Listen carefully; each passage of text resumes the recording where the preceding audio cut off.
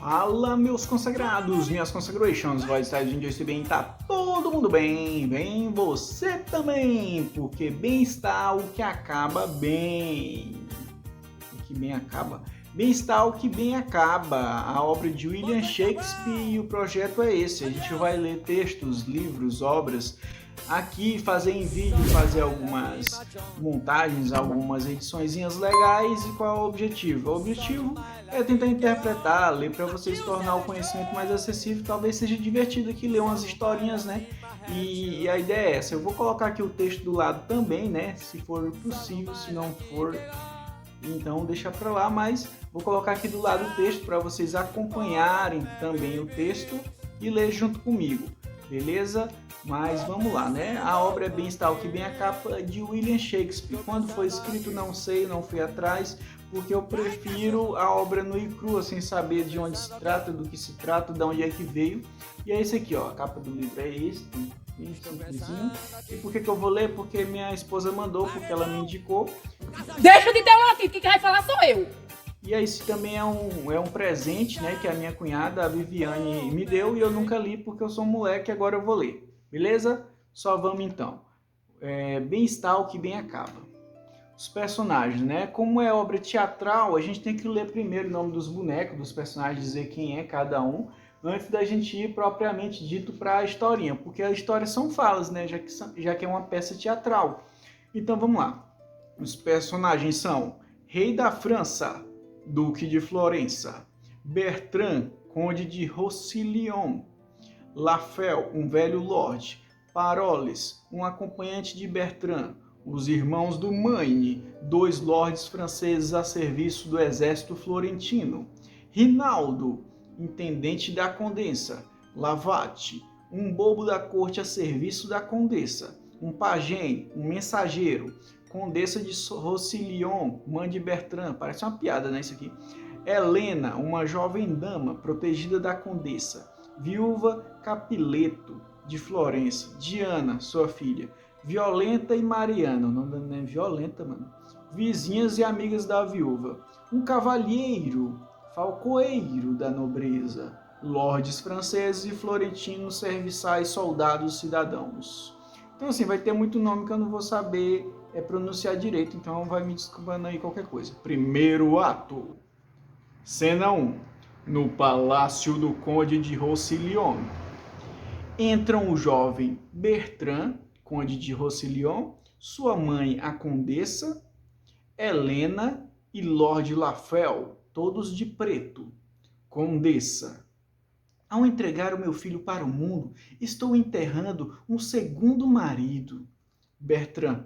E eu, ao partir, minha mãe, choro uma vez mais a morte de meu pai, mas preciso acatar as ordens de sua majestade, pois que agora estou sob a tutela do rei e sou, portanto, mais do que nunca seu súdito.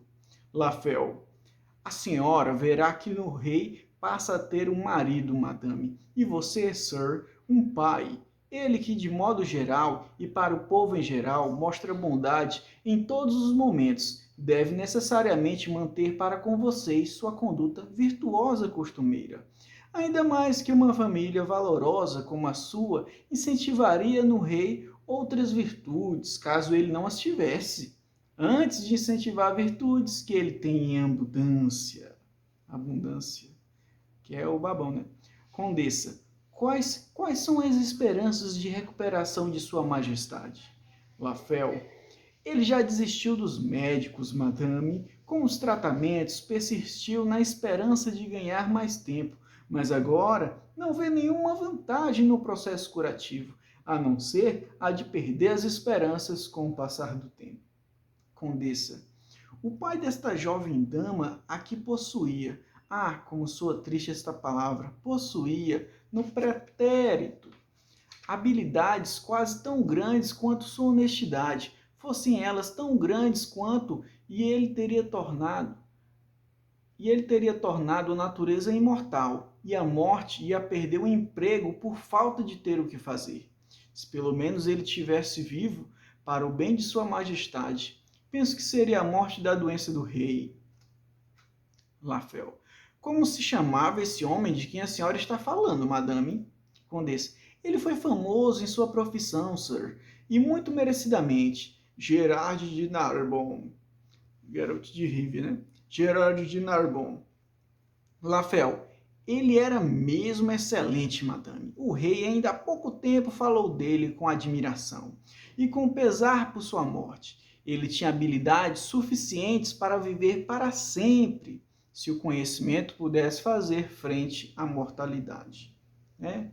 Então aqui, ele está falando, né, de um cara que era um médico bom. Né? E ele está dizendo que o cara era tão bom que ele poderia viver para sempre, mas o conhecimento não supera a morte, né? Nosso conhecimento ele pode ser legal tanto que for, mas ele tem as limitações, né, da própria natureza do tempo. A gente é limitado. Bertrand, né? De qual doença, meu bom lord, padece o nosso rei? Lafel. Ele tem uma fistula, milord. Fístula. Bertrand, nunca ouvi falar disso. Lafel. Bem que eu gostaria que não fosse um problema notório. Esta jovem dama é filha de Gerard de Narbonne?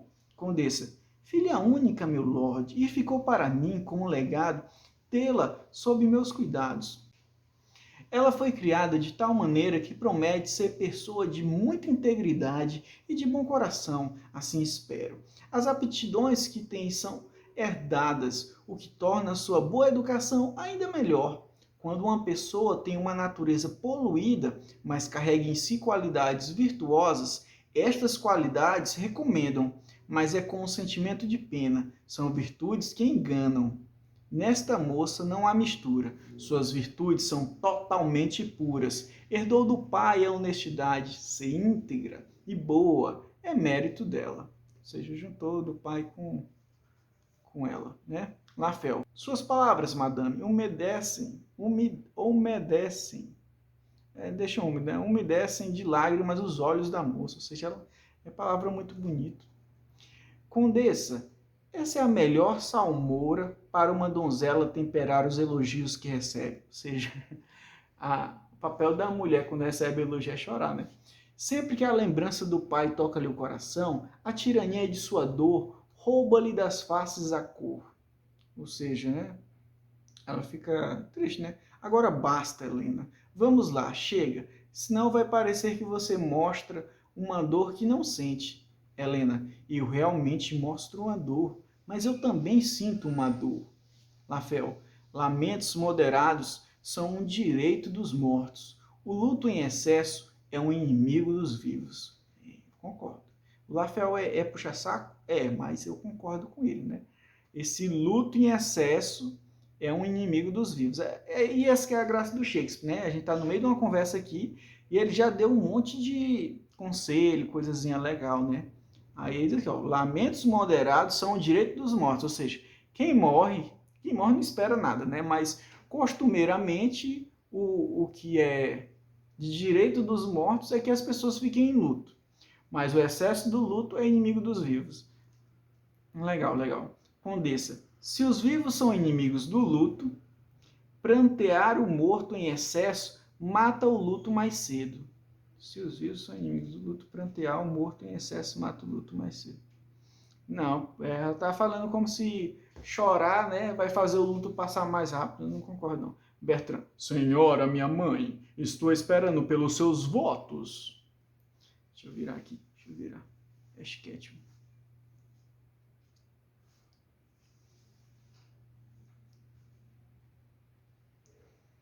Cadê? Senhora, minha mãe, estou esperando pelos seus votos. Lafel, como é que se deve entender isso? Condessa, que tu sejas abençoado, Bertrand, e sucedas ao teu pai em corpo e comportamento, que teu sangue e tuas virtudes lutem por obter soberania em ti, e que tua bondade compartilhe a soberania com teu berço de conde.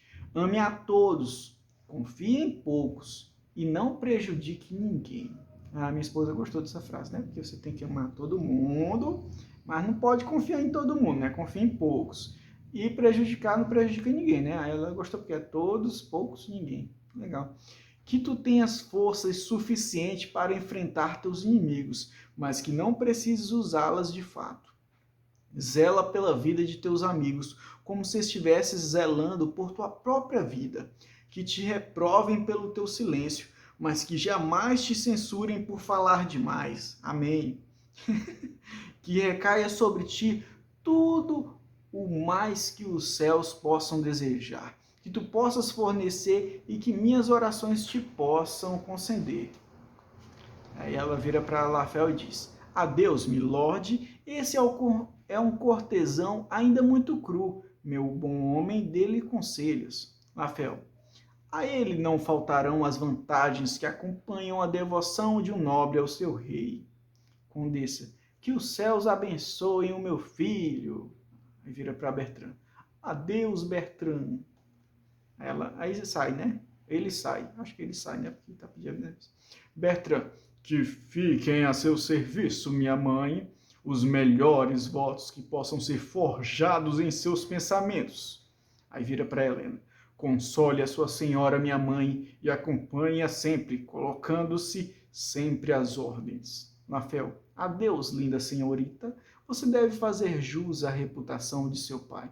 Então quem saiu lá em cima foi a condessa, né? Aí saem Bertrand e Lafel, beleza. Aí a Helena fica, né? A Helena sozinha fica.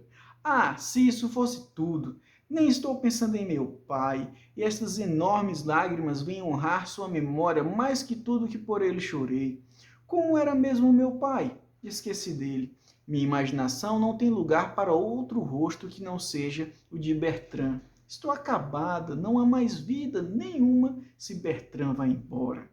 Dava tudo no mesmo, eu amar um determinado ponto brilhante entre as estrelas do céu e querer me casar com ele.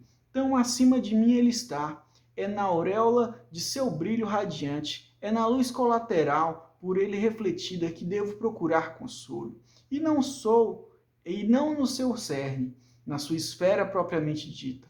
A ambição do meu amor é a praga do meu amor. A corça que quer se deixar acasalar pelo leão deve morrer por amor. Era bonito, embora fosse uma praga, ver Bertrand a toda hora sentar e desenhar suas sobrancelhas arqueadas, o olhar penetrante, o cabelo cacheado no caderno do meu coração, um coração suscetível demais a cada linha e a cada movimento de expressão de seu doce rosto. Mas agora ele se foi, e a minha imaginação, por idolatrá-lo tanto, precisa agora adorar essas relíquias da memória. Quem vem aí? Entra Parolis. Um outro que anda com ele. Eu acho que ela continua, né?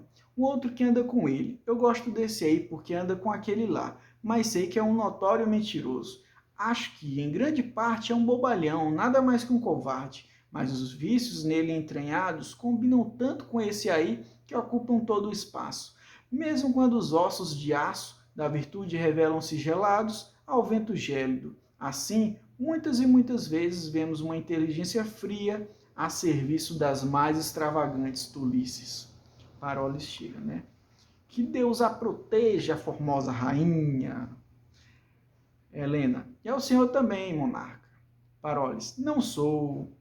Helena: também não sou. Parolis: estava meditando sobre a virgindade? Que cara sem noção, né? Meu Deus do céu, o diabo tem a ver.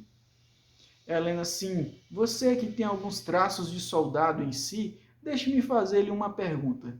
Se o homem é inimigo da virgindade, como podemos fazer dela uma barricada contra ele? Diabo de essa treta é essa? Parolis: mantenha-o longe. É verdade, né? Helena: mas ele chega de assalto, e a nossa virgindade, apesar de sua valentia, é fraca de defesas. Revele para nós alguma estratégia bélica de resistência. Beleza, essa conversa está muito pornográfica, né? Parolis: não existe nenhuma. O homem, antes de fazer o cerco, vai primeiro abalar os alicerces, para depois derrubar. Helena: que Deus proteja nossa pobre virgindade contra os que nos abalam e nos derrubam. Não tem uma tática militar que ensine as virgens a derrubar os homens? Parolis: uma vez derrubada a virgindade, o homem rapidinho cai duro no chão. Ora bolas, se derruba o homem e ele vai ao chão, Com o túnel subterrâneo que vocês mesmas têm, vocês perdem a cidade. De um ponto de vista político, não é vantajoso à natureza preservar a virgindade. A perda da virgindade representa um incremento racional. Jamais houve virgem párida antes de haver uma virgindade perdida. Isso de que vocês são feitas é o metal que forja virgens. A virgindade perdida uma vez pode se reproduzir 10 vezes. Se fica para sempre preservada, está para sempre perdida. É companhia frígida, livre-se dela. Está dizendo que a virgindade, né, a frieza solidão, e que quando se perde a virgindade pode reproduzir até 10 vezes, né? Creio que são 10 filhos, 10 filhas, mulheres, né? Helena, vou defendê-la ainda por um tempo. Portanto, seja para morrer ou me render, me entrego ainda virgem para essa morte. Aí Parólise. Muito pouco se pode dizer em sua defesa. Vai contra os ditames da natureza. Falar a favor da virgindade é acusar a própria mãe, o que é desobediência na certa. Quem escolhe ficar virgem está escolhendo enforcar-se. A virgindade mata-se a si mesma e deve ser enterrada em uma encruzilhada, longe de terrenos santificados. Como se faz com todos que pecam contra a natureza em desespero. A virgindade cria mofo, que nem um queijo, vai se consumindo até o último pedacinho e morre de alimentar-se do próprio umbigo. Além disso, a virgindade é mal-humorada, orgulhosa, não serve para nada e é feita de amor próprio, soberba, o mais proibido dos pecados proibidos pelas leis da igreja. Não a preserve, você não tem opção, vai acabar perdendo, ponha para render. Em 10 anos, a 10% ao ano, o investimento dobra, o que é um senhor aumento, e o capital inicial não é pouca coisa. Livre-se dela. Tipo assim, é massa o que ele está falando, né? Vai contra a questão da natureza, aí fala, né, que a pessoa que escolhe ficar virgem e com o tempo perde-se a virgindade, porque a pessoa vai ficando velha e a virgindade acaba não tendo valor nenhum, né? E a questão do egoísmo em si, de não querer estar com outra pessoa, mas que a opinião dele, a opinião dela, no final das contas, na realidade, a virgindade não faz diferença de nada, né? Helena, como é que se pode fazer, sir, para perdê-la ao nosso gosto? Parólise, deixe-me ver. Ora, mas claro, fazendo tudo errado, gostando de um homem que não gosta dela. Afinal, ela é mercadoria que perde o brilho por ficar parada. Quanto mais durar, menos vale. Livre-se dela enquanto é vendável. Você deve casar oferta com demanda e perdê-la sem perda de tempo. A virgindade, como uma cortesã muito velha, usa uma touca fora de moda, ricamente bordada, mas descabida, que nem o broche com palito, que não se usa mais nos chapéus. A doçura da tâmara fica melhor na torta e no mingau que no rosto de uma mulher. E a virgindade, a velha virgindade, é como uma das nossas peras francesas quando murcha. É feia de olhar e muito seca para comer. Ora bolas, é uma pera murcha. Antes era gostosa, mas ora bolas, agora é uma pera murcha. E alguém vai fazer alguma coisa a respeito? Helena responde, a minha virgindade por enquanto não. Lá o seu mestre vai encontrar 1000 amores, um amor de mãe e o fogo de uma amante, e amizade, uma fênix, uma comandante e uma inimiga. Essa promessa não é muito boa não, né? Uma guia, uma deusa e uma soberana, uma conselheira, uma traidora e uma pessoa querida. Sua humilde ambição, sua orgulhosa humildade, sua voz desafinada, harmônica e seu estardalhaço dissonante, suave, seu amor verdadeiro e seu desastre doce, junto com um mundo de criancinhas adotadas, lindinhas meiguinhas, a quem as leva cegamente à pia batismal é Cupido. Agora será que ele, eu não sei o que ele vai fazer, que Deus lhe dê boa sorte. A corte é uma escola, e ele é um quê? Você estava dizendo? Um para quem eu desejo tudo de bom. É uma pena. O que é uma pena? Que esse desejo não traga junto um corpo que se pudesse ver, ouvir, sentir.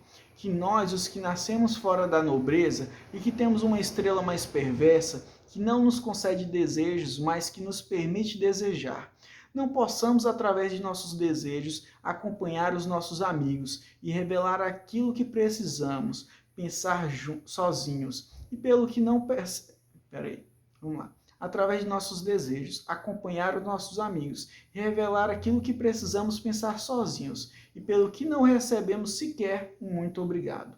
Aí entra um pajem, né? Pajem. Monsieur Paroles, meu amo mandou chamar. Sai. Aí Paroles. Heleninha, adeus. Se eu me lembrar de você, vou pensar em você quando estiver na corte. Monsieur Paroles, você nasceu sob os auspícios de uma estrela caridosa. Minha estrela é Marte.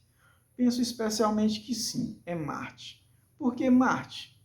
As guerras mantiveram você tão por baixo e deixaram você tão para baixo que você só pode ter nascido sob os auspícios de Marte.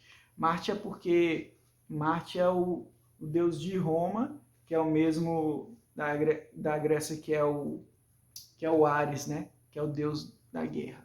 Paroles, quando estava na fase ascendente, quando estava Ascendente. na retrógrada, penso eu. Por quê? Você recua muito quando luta, Paroles, para ter vantagem sobre o adversário.